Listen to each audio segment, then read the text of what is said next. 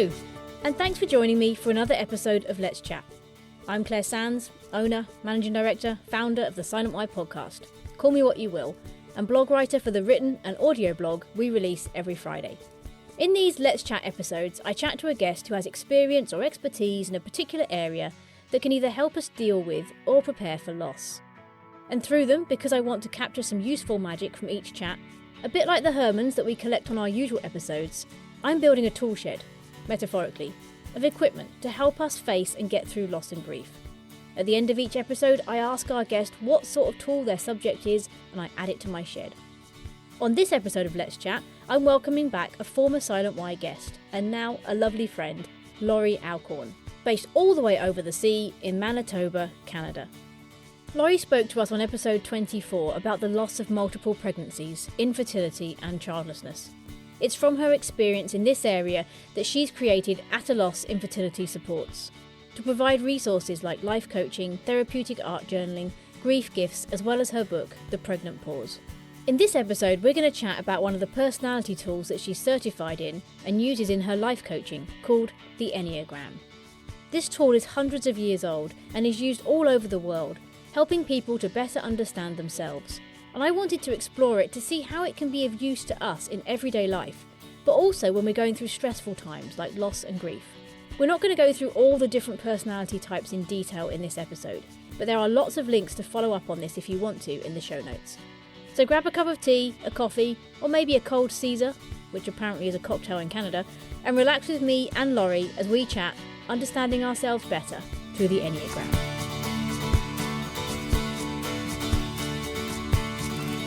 So my name is Lori Alcorn. I live in almost the exact center of Canada, near Winnipeg, Manitoba. I have quite a lot of hats that I wear during the week, but mostly it is split between two different areas. I am a life coach, and so I use that to have therapy sessions with youth at risk in the town that I live in.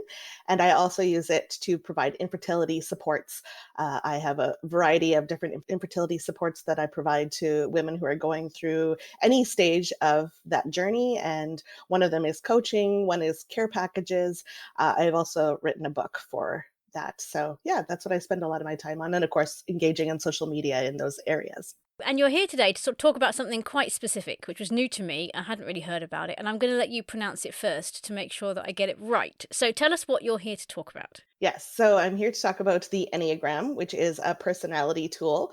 It is something I've been certified in, and it's part of my life coaching that I use to help people, because part of the personality, obviously, side of things will help people understand themselves in a coaching session, but also the Enneagram specifically really works towards wholeness and awareness of yourself in mental, emotional, physical, and spiritual realms. So that's why I have used it.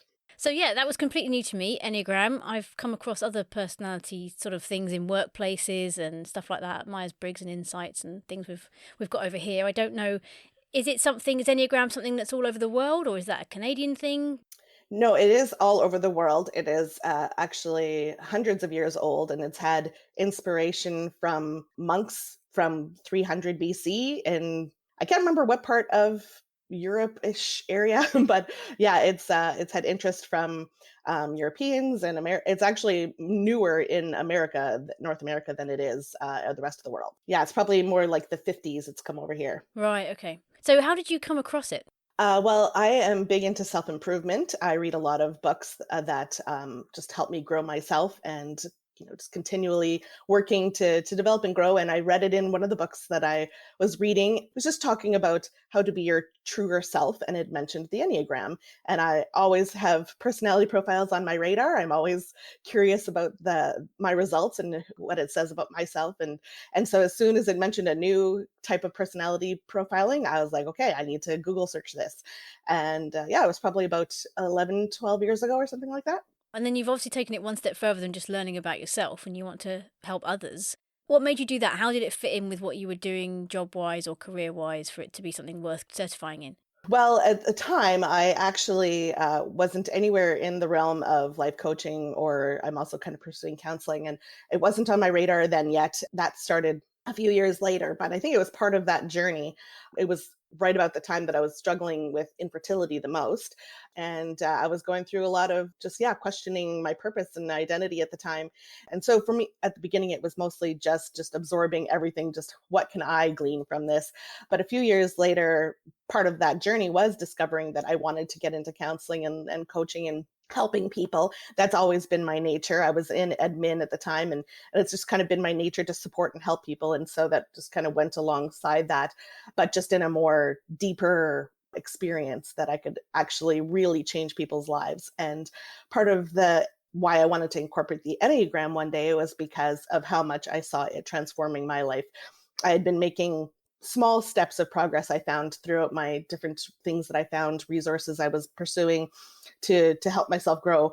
But I felt like I was making actual bigger, more permanent changes once I found out about the Enneagram and what it was meant to do. And so, those things that I was like, why I've learned this, I've had knowledge, why is it not sinking in? Why am I not actually able to act on this and respond in the way that I want to all the time? Once I had some of the tools from the Enneagram, I was actually able to get out of some of those ruts that it was like more deeper knowledge, internal knowledge that I could actually retain and act on. So I knew one day that I wanted to use that to support the other work that I was doing through coaching and counseling. So tell us a bit about how the model breaks down personalities. Yeah, so there are 9 different types. Mentioned that it talks about how it wants to talk about wholeness, mental, emotional, physical, and spiritual health.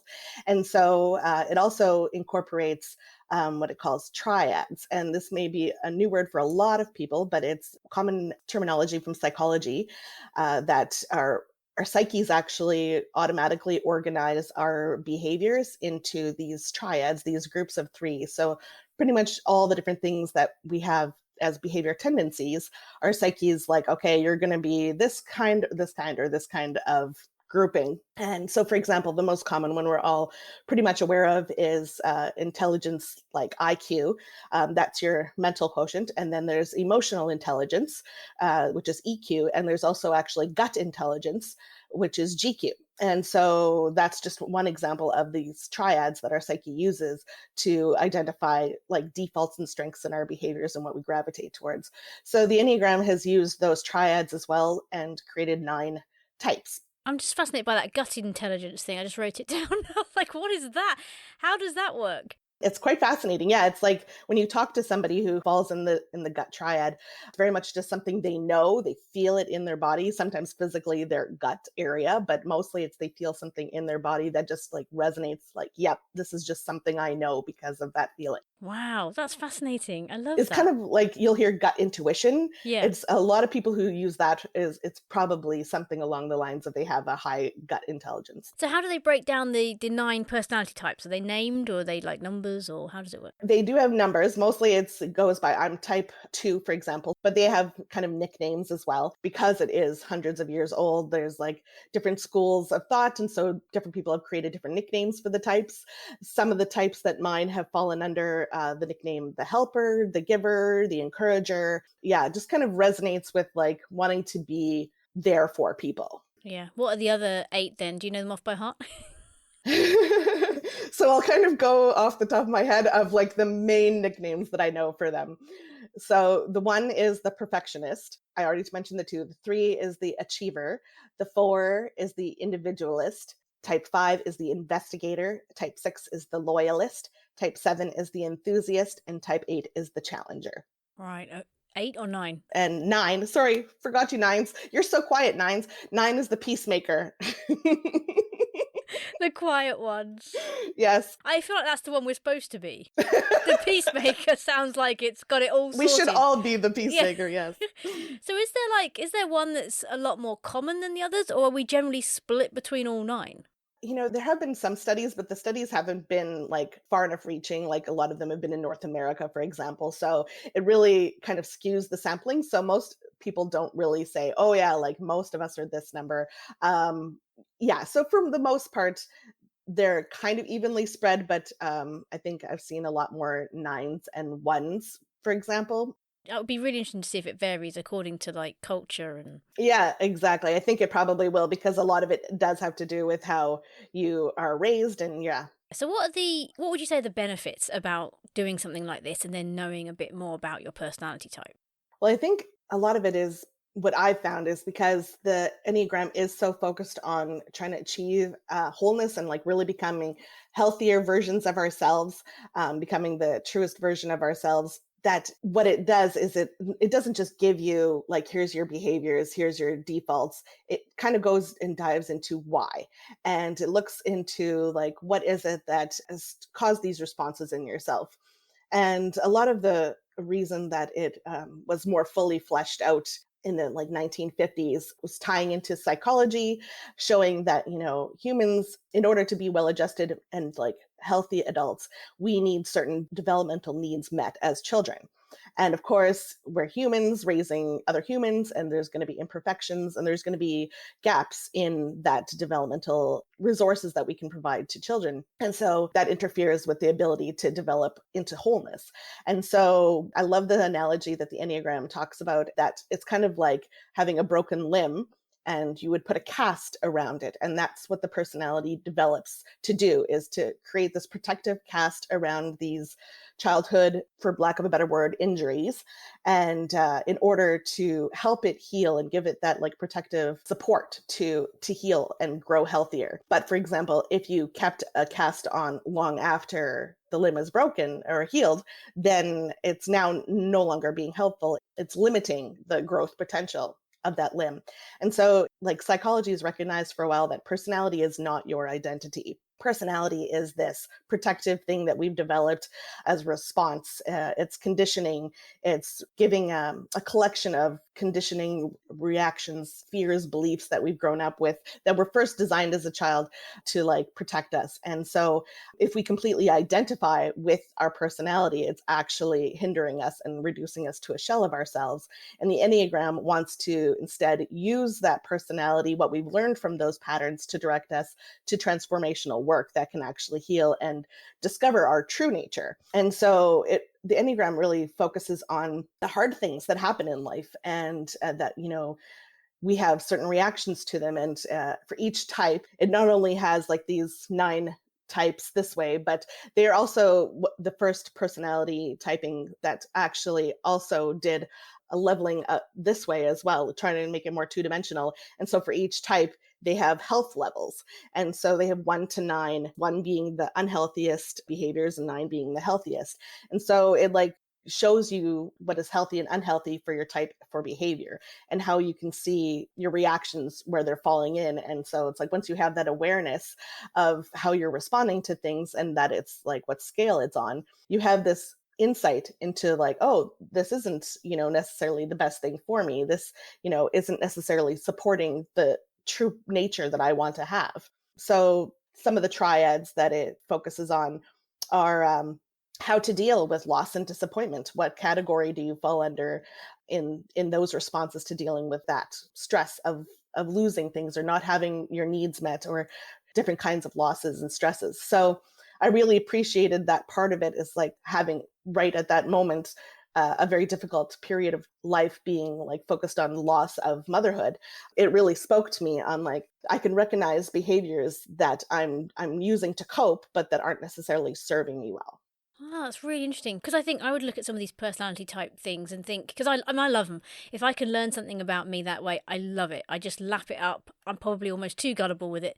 I just think it's brilliant. I'm the opposite end of the scale from those people who are like, do not box me. I'm not interested. There's no way it can tell you anything about me. I know everything. I'm like right down the other end. So, but you're sort of saying it doesn't just tell you what your personality is. It's almost good that you don't identify with what it comes up with. But I'm guessing that means you can change your personality. Like, that's kind of why they have the health ranges, is because once you're at the like healthier ranges, that is closer to your true self. And of course, it's giving you traits of your behavior and your nature, but it still isn't like that is your identity. You have to do that all the time. Like this isn't who you have to be, but like it gives you a framework of where you would want to be, and in generalities and patterns that you would want to default towards. You'd want to default towards the healthier versions of those, but that doesn't necessarily mean I always have to be that person. And it also doesn't mean that I always have to be unhealthy. So for example, me being a 2 and being that giver, that generosity, I don't have to feel like I have to be generous with every single person I meet, every single person who asks for something, I have to give it to them. That isn't the epitome of being a 2, and that isn't like the true essence. But it's like having that as my default, that I feel like I can be generous, that I want to be generous, that is who I am in general. That is finding my true essence, not that I actually have to stick to being generous with every single person. Yeah, that's really interesting, because I did the little test that you sent me that you can just do for free to get an idea. And like I said to you, I came out as a 2 as well. So I was reading through the little synopsis it gave me, and I just thought, A, it felt very accurate, but B, there's things there that I recognise that I probably would have been like more so 10, 15 years ago. And I do feel is still me, but I'm not like it at the moment. And I think I'm identifying more and more that I'm not really out of that grief journey yet. I haven't fully come to terms and got over a lot of stuff that I thought maybe I had. I guess I've backed off some of those, what might be the more healthy things. So rather than offering myself out a bit more to like, oh, I'll do that, I'll do this, I feel like I've closed up a lot more, and I'm just like, I'm not a bit in more in self-protective kind of mode. But just seeing that written down as this would be kind of your personality type, it made me realise that. So even from reading it, I'm thinking, oh gosh, yeah, I'm not quite where I used to be. Or so I guess that would be lower on the healthy range. Mm-hmm. But just knowing, like you said as well, that you don't have to give everybody everything if that's your default to go to. I think, yeah, it's fascinating. If people want to do this fully, what does that actually look like? Is that a session with somebody? Is that just a very long kind of online questionnaire? How does it work? Mm-hmm. Yeah, there's a variety of routes. We typically recommend starting off with reading some books, some of the books that will give at least a basic kind of summary, what each type is like, and reading all of the numbers and picking out which you identify with the most. And of course, it actually takes a little bit of self-awareness just to even be able to identify that far, because a lot of the way that they use the descriptors is again on that scale of healthy, right? So they'll say some unhealthy behaviors and they'll say some healthier behaviors. And so you kind of really have to be aware enough of your tendencies to admit some of those unhealthy behaviors in order to identify with it. I know, for example, I was reading some of the things about it too, and it was like, ouch, this stings. Like, I don't want to be that person. Yet, if I'm honest with myself, yeah, I do have that tendency to do that. And so some people can actually shy away from their truest number because they can't quite admit and be fully aware of the unhealthy tendencies that they're describing.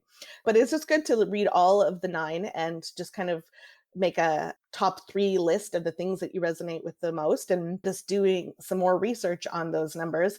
That can involve taking an online test to see, if that helps you narrow it down, because they usually will give you like a top 3 that your questions identify your behaviors towards.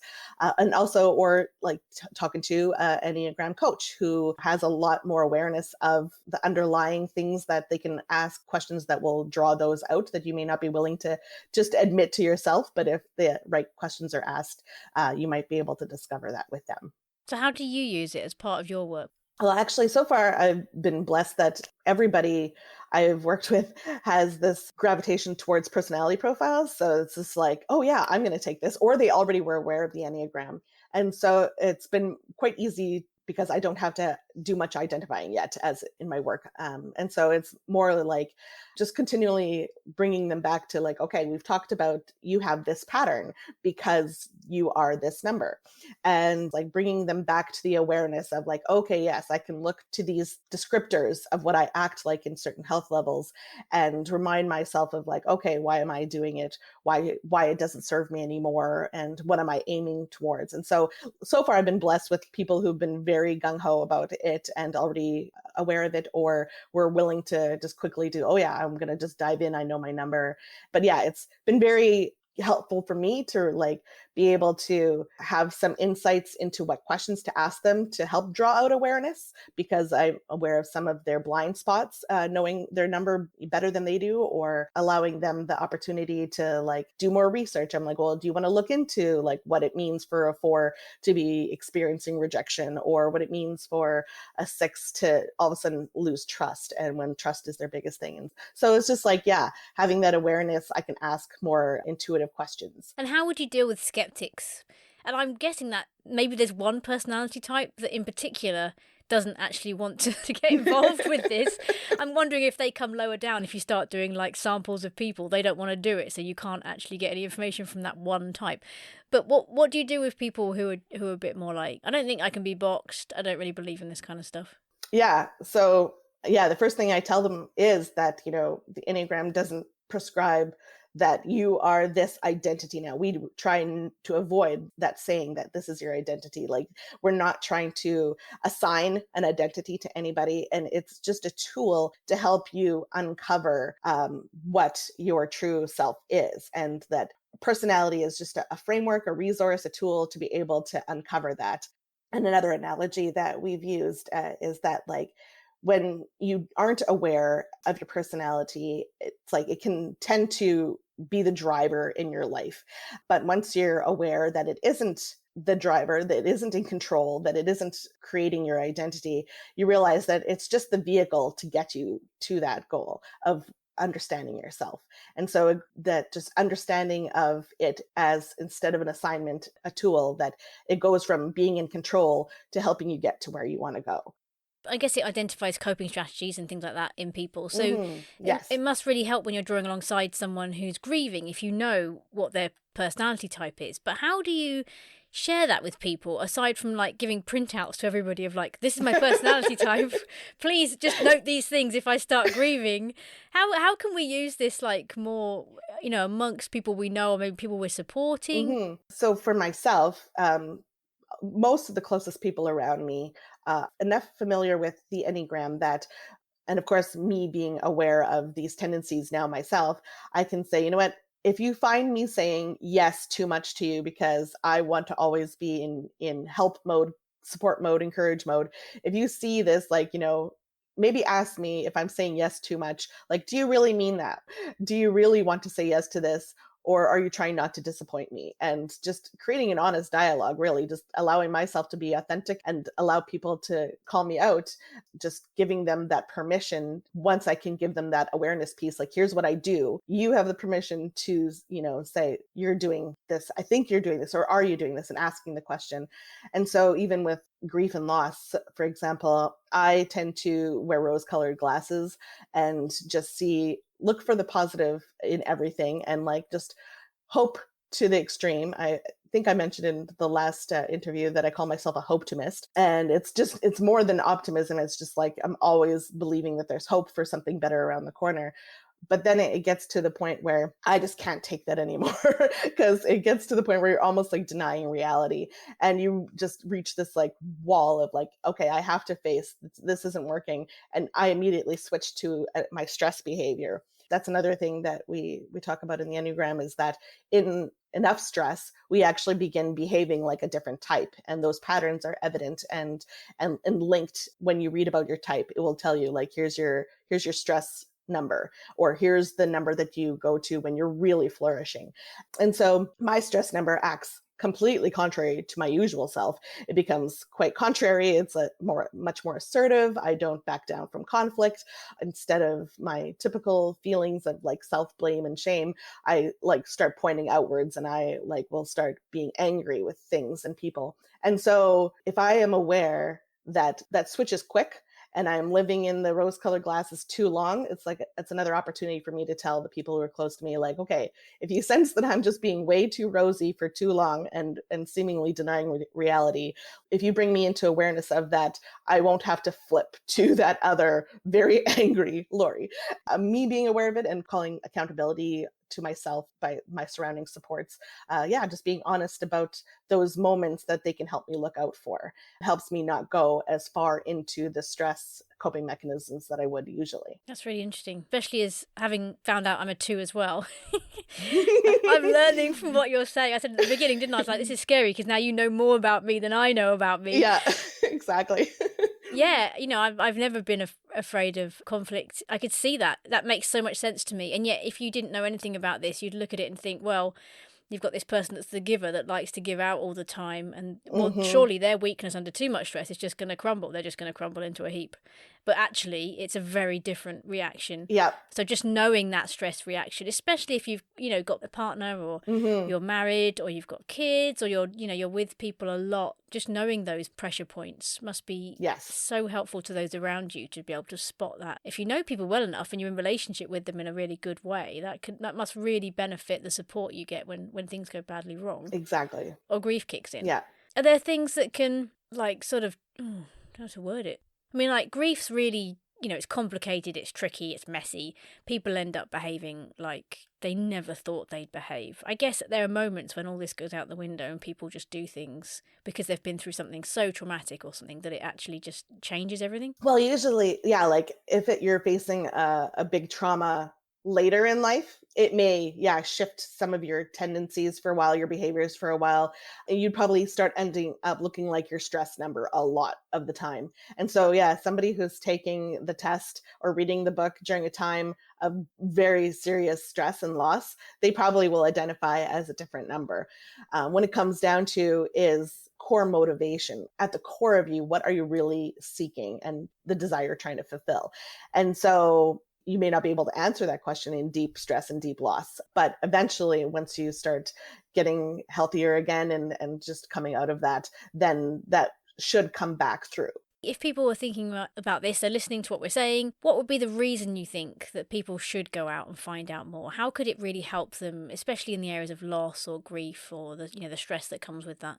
It just gives really good insights into how to take care of yourself as a person who tends to, like I said, give to a little bit too much sometimes, and having to always watch that I'm not doing it at the detriment of myself. For example, I've had to decide to take care of myself every day to a degree, a little bit. I take some time in the morning just to pour into myself because I know once the day gets going, once I start encountering people, I'm just going to give, I'm going to pour out, I'm going to help, I'm going to support, I'm going to encourage.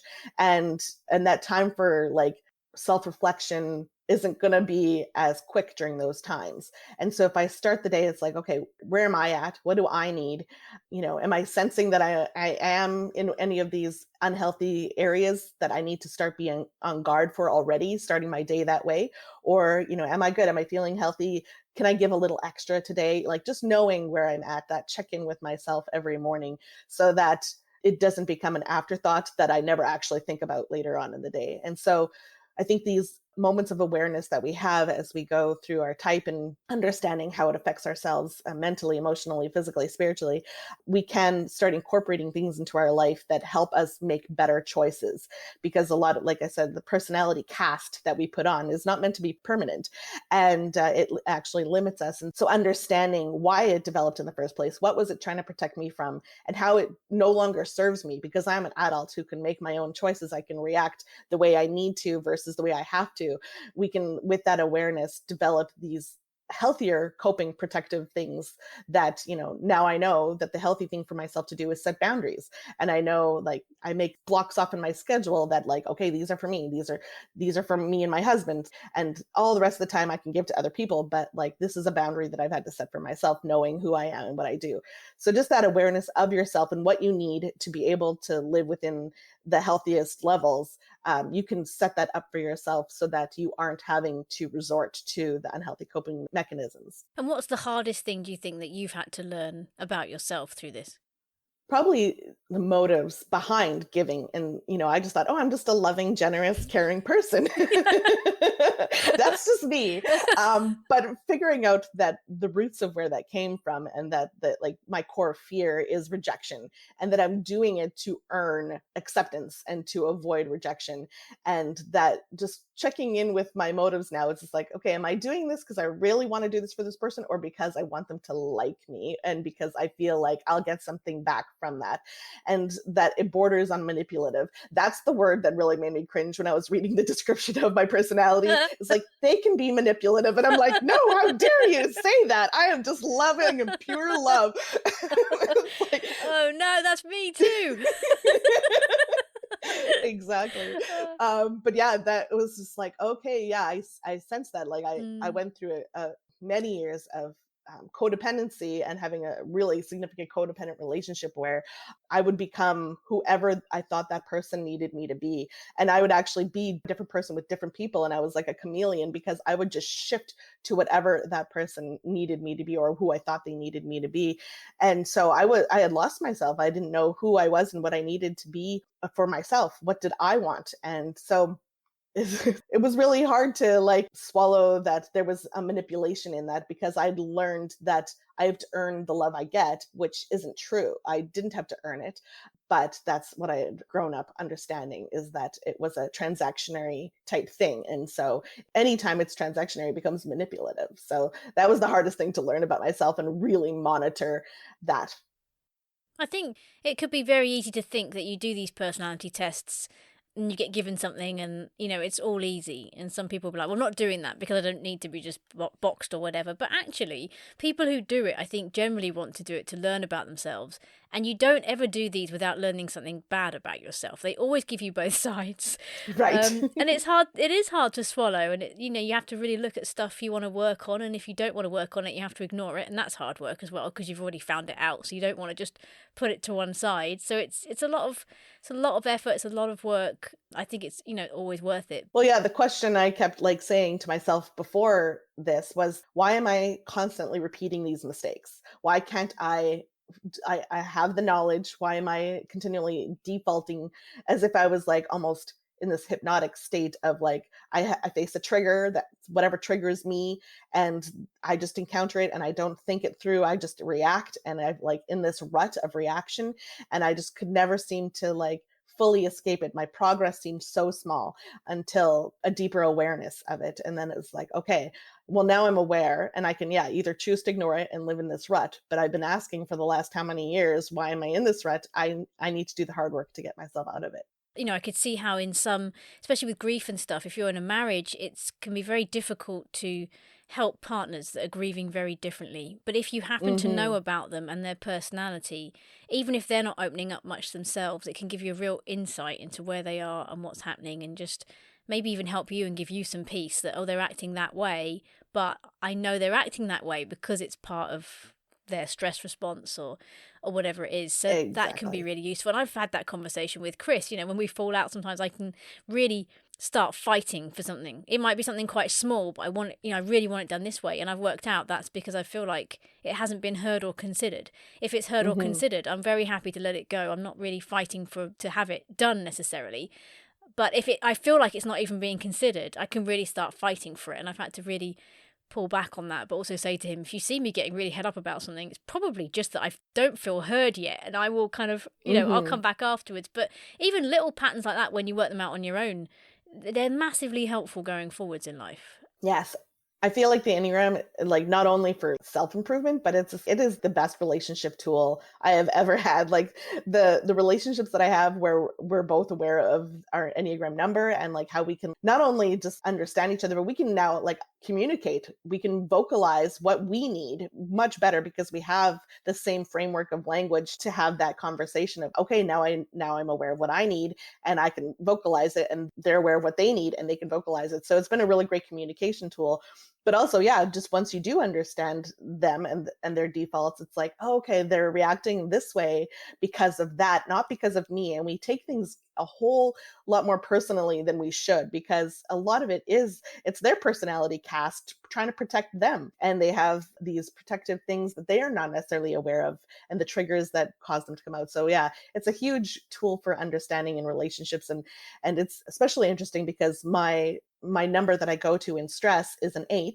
And that is what my husband is. Oh. So it's very easy for him now to see that I've hit that level of stress. And he's like, okay, she's acting like me. She's stressed. It's like, Wow. And so, but I also now have insight into how he feels all the time. Those moments where I'm like, oh, why am I lacking control? Why am I like so aggressive now? Why am I like, I've had these glimpses of how he is all the time. And so it's really given a lot of insight into who he is. And it's helped us really understanding each other and being on the same page a lot more since we've known our numbers. Yeah, that's a great idea. And even if it's hard, to do in relationships, which it can be sometimes, just doing it in friend circles, I think that might even be fun. Yes. You're one step removed, so you can have a bit more fun with it and be like, oh yeah, that's totally Right. you. And you wouldn't take it as harsh as if your husband said, that's totally you. And you're like, no, it's not. Like, Right.